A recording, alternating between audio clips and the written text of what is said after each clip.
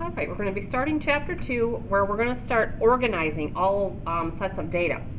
So the very first thing you're going to learn in Section 2.1 is how to make a table of data. So 2.1 Day 1, the whole chapter is about organizing data. Well, the first couple sections anyway. And the first thing we're going to do is make a table of data, then we're going to make some graphs off of this table. So, make a table.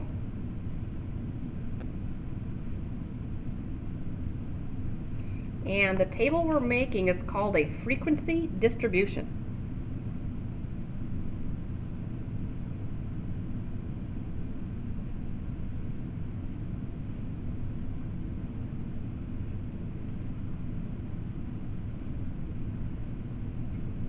Okay, and all this is a two-column table.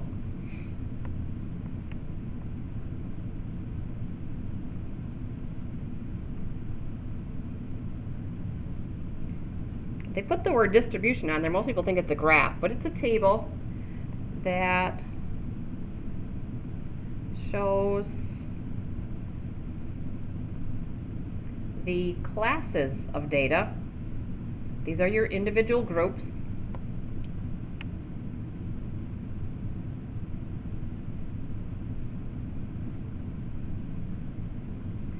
And the frequency for each class.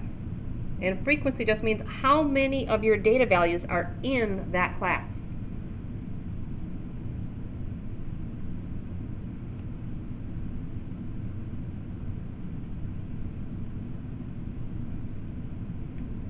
And the whole reason for making a frequency distribution is to organize it to see if that data can tell you anything. Get a picture of it. Does it tell us anything? So what we're going to be doing is easy list of data we did yesterday in class was the ages of the U.S. presidents at the time of inauguration, and we did that to the nearest, not nearest, we did it to the year of their age. So for those that weren't here, the way you get that data in your calculator is you go under Stat, and number 1 is Edit. So you just hit Enter on that, or you can hit 1. And then you'll have lists that show up. There are 6 lists. If you have numbers in a list, I already put them in list 1, so I'm not going to clear that out. But let's say I had some numbers in here, and I wanted to get rid of them. So if there are numbers in your list that you need to clear first, you go all the way up to the top, so that your cursor is on the name of the list. You hit Clear, right here, Clear. Nothing happens until you hit Enter.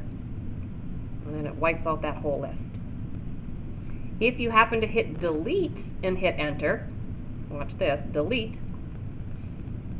I don't even have to hit Enter. Notice my L2 is gone completely. I deleted the whole list. Don't panic. You can get that back by going under Stat, Set up Editor number 5. I just press 5, then hit Enter. It says Done. Now when I go back under Stat and Edit, it's back. So when you want to clear a list, don't delete a list. Clear's your friend, delete is not. Okay, so you have all of your ages, and this was President Washington all the way through President Trump. It would be nice to have them in order, and I showed you that yesterday, so this beginning part is really for the people that weren't here. You go up to the top on L1, and you go into Stat again. We have the sort A and sort D, sort ascending and sort descending. So descending would be your highest age to your lowest. Ascending is lowest to highest, and we want to sort from low to high. So number 2. And then you got to tell it which list. If I just hit Enter, it automatically does list 1. So if your data is in a different list, if you remember they're listed above here, above the numbers, L4, L5, L6, L3, L2, L1. So second, L1, they're in blue. So now when I hit Enter, it says Done. Now when I go back in and look, they're going to be in order from youngest to oldest. Okay, so we did all that yesterday in class. So you're ready, people are ready to go. All right, so our steps to making a frequency distribution. First, decide on the number of classes you're going to have.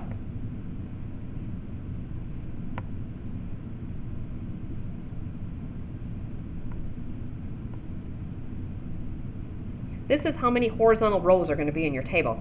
So as for your purposes, the problem is going to tell you how many classes there's going to be. We're going to call the number of classes n. Then you want to know, you want uniform width all the way down your classes. So we're going to calculate the class width.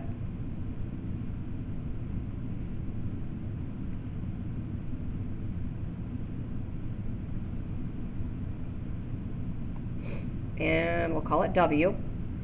You take your maximum value of your data set, subtract the minimum value of your data set, divide by the number of classes, not the number of data points.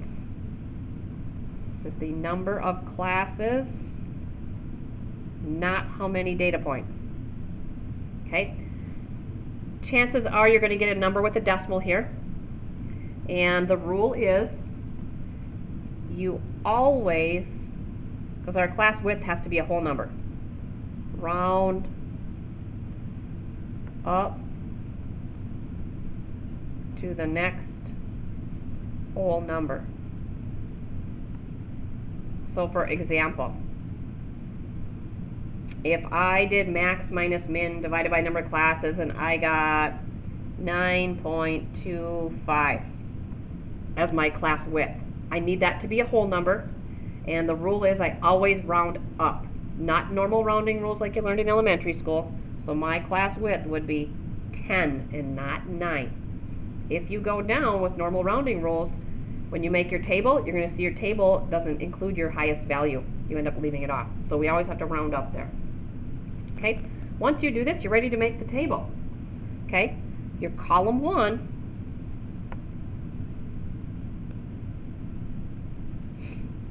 are going to be your, they're called class limits.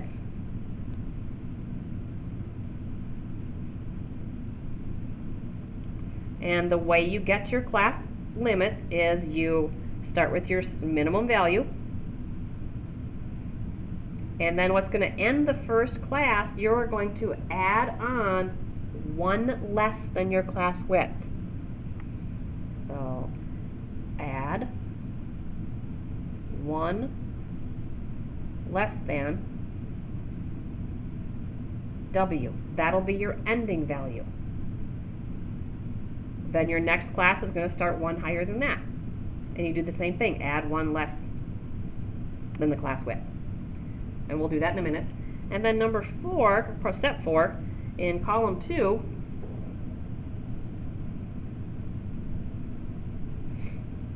you're going to give the frequency for each class.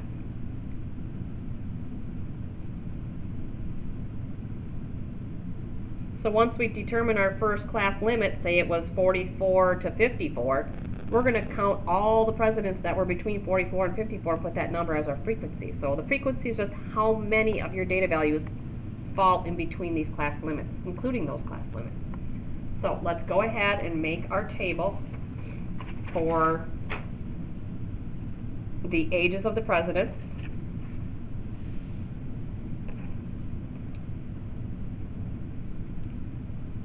Gosh, I didn't even look. Hopefully that was on the screen.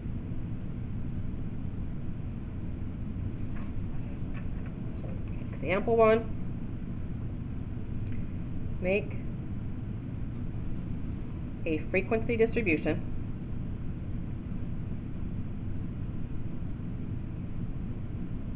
for the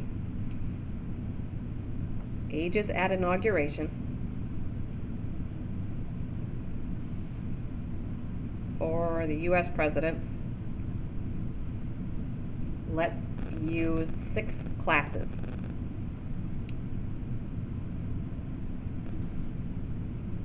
That means we will have 6 horizontal rows in our table. Alright, so our n value we're going to use is 6.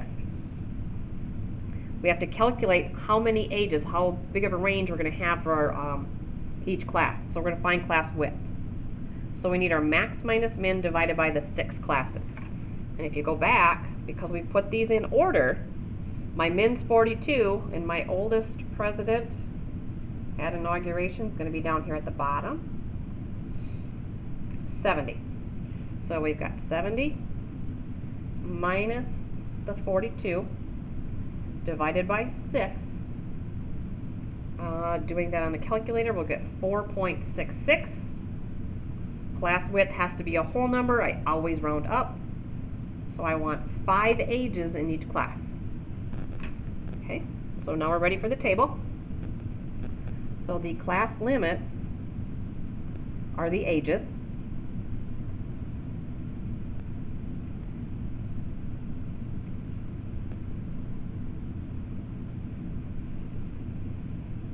And then we want frequency.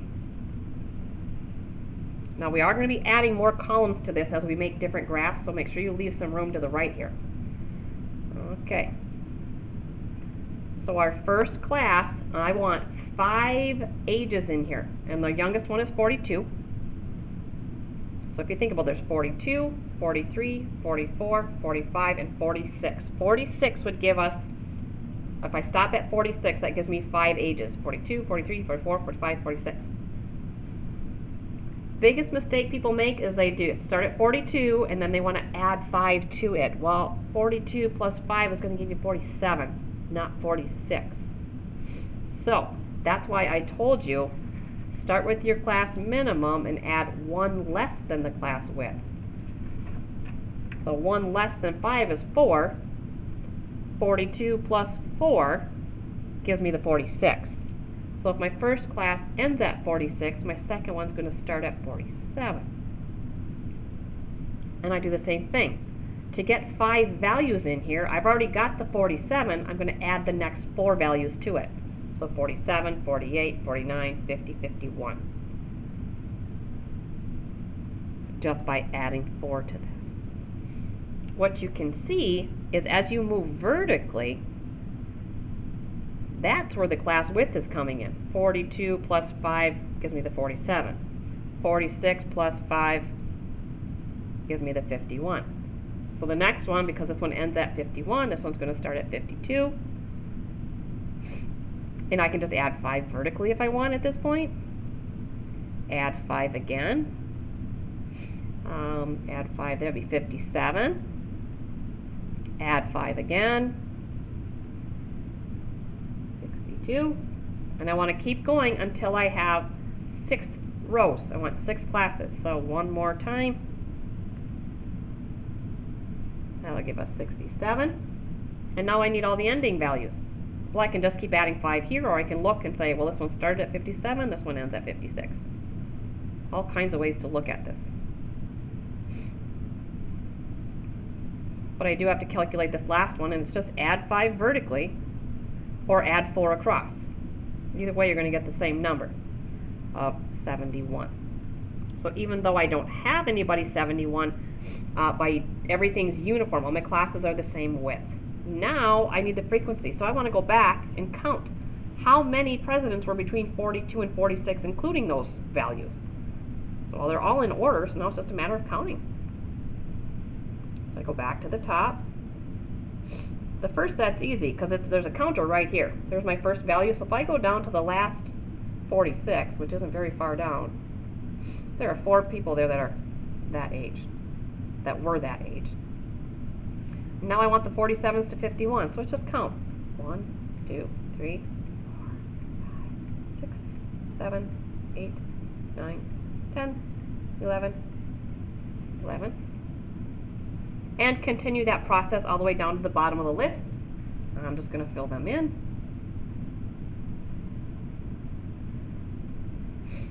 And if you add these up, it should be the total number of data points we had. And if we go down, how many presidents have we had? If I get on the last one, we've had 45 presidents. Okay. Now, what we want to do is make what's called a frequency histogram. But before we do that, we're going to add a column to our table.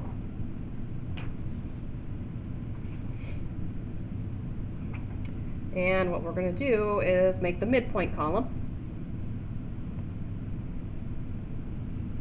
Actually, we're going to do all of our columns first, then we'll make our graph. So the midpoint is the middle of our class limits. And again, if you want to find the middle of 2 numbers, you just average those together. So you're going to average 42 and 46. So I'll just do one up here so you can see where it's coming from. So what's halfway between 42 and 46 is 44. If I go with this one, halfway between 47 and 51, add them up, divide by 2, I'm going to get 49. But now let's be clever.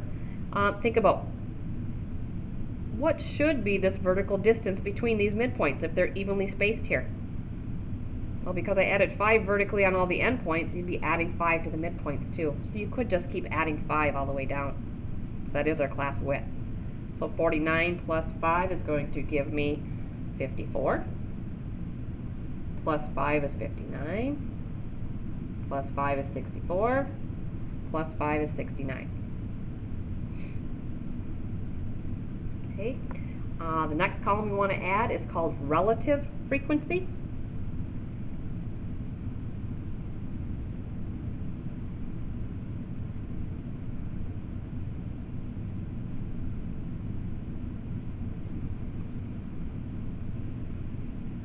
And relative frequency is really just the percent. What percent of our presidents are in this age? What percent are in this bracket? What percent are here? So how you would get a percentage is just how many you had divided by your total. So 4 out of 45, and they don't write them as a percent. You typically see them as a decimal place. So if you go 4 divided by 45, you're going to get about 0.09. About 9% of the presidents are in that bracket. And then you just keep going down. There's 11 in this next one. So 11 out of 45, about 0.24. And you keep going down.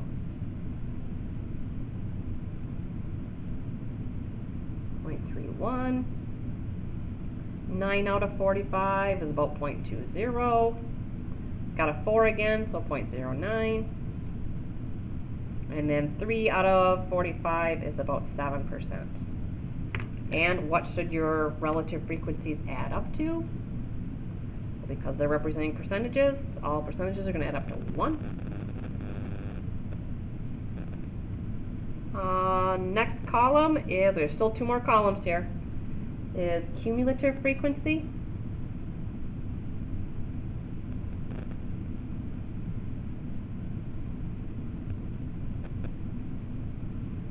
Okay, cumulative. Think about your cumulative GPA. That's your GPA as you progress all the way through. So it adds it all together. Well, cumulative frequency means to add all of the frequencies together as we move through. So in this first class, I can see I only have 4 presidents. Now when I go to the second class, I want to add what's technically below it, but above it physically on the table. So in the first 2 classes, we've got 15 presidents, adding the 4 and 11 together. Now this number is going to represent what's in this class plus these 2 lower classes. So we're going to add 14 to the 15 that we had and get 29. And then from that, we're going to add 9 more. To that, we're going to add 4 more. And to that, we're going to add the 3 more. So on cumulative frequency, your last number should match the total of your frequencies. Those two should be the same. Okay, and then our last column we're adding is called class boundaries. Not to be confused with class limits.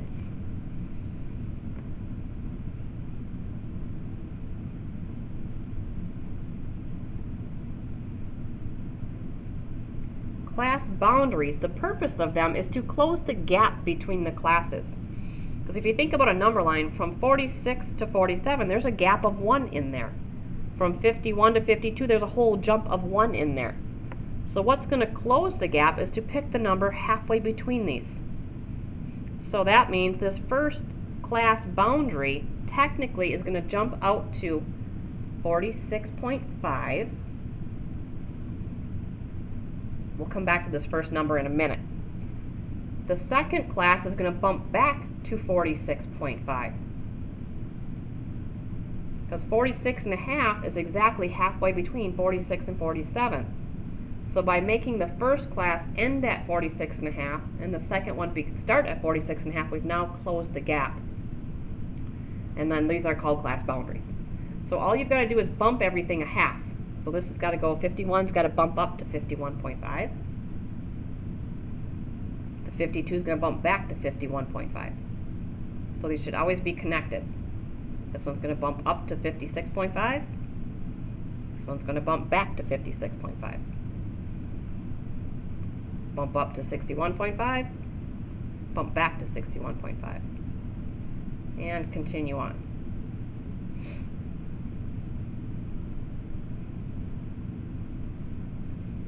And all we've got to do is take this first one, because everything has to stay uniform. We've got to bump the 42 back. Everything gets bumped a half. A half before 42.5 is 41.5. Okay. So now we're going to make one graph.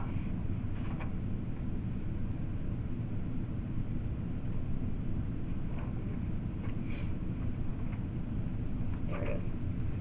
Okay, and the graph we're going to make is called a frequency histogram. So example 2. Nope, not an example yet. Definition: frequency histogram.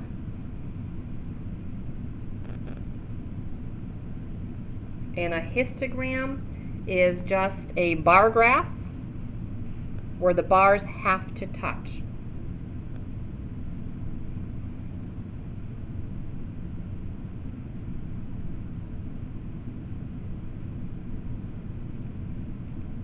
Okay, your horizontal axis, you have options. You can either use class boundaries, which is that last column we just put in,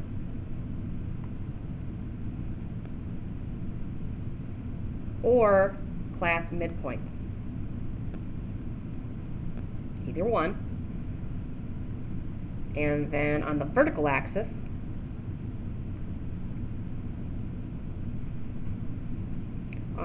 we're going to go with frequency. That was the second column we put in our table.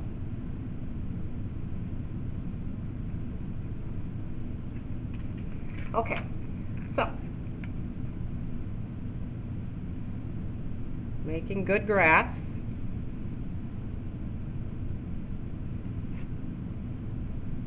We're going to have our frequency as our vertical,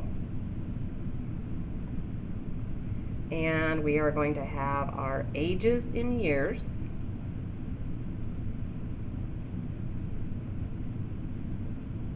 and we'll put a title on it afterwards.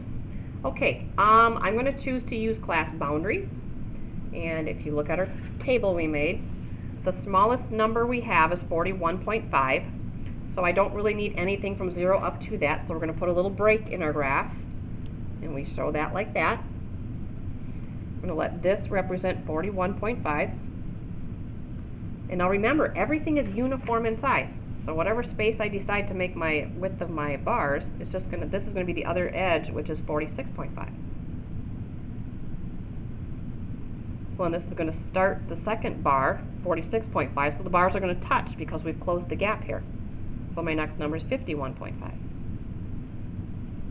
And we just continue on, 56.5, 61.5, just reading them off of my column here, 66.5, and 71.5.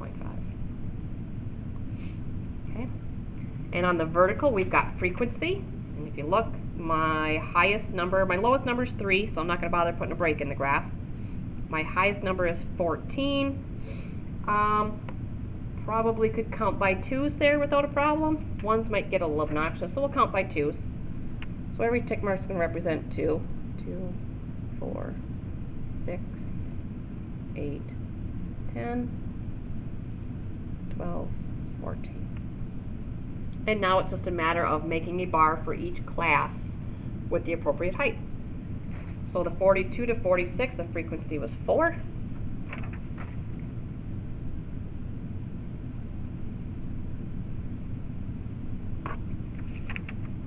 second one's got to reach 11. And again, it starts at this 46.5. Up there. They all should be uniform widths. Next one, the frequency was 14, so it shares this edge.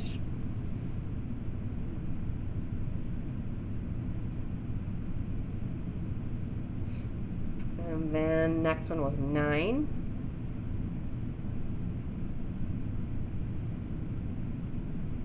Four. With the accidentals, 3.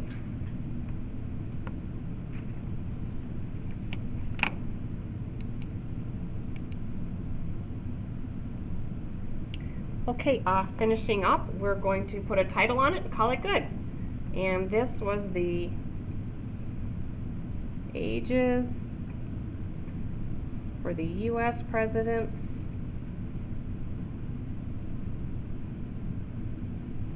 at inauguration. Oops, let's spell it right.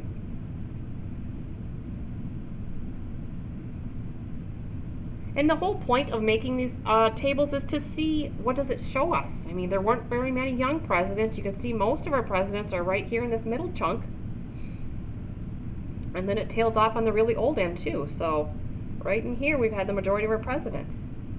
So that's the whole point of making pictures about data for whatever reason that whatever business might gather, is to get a picture and learn something from it.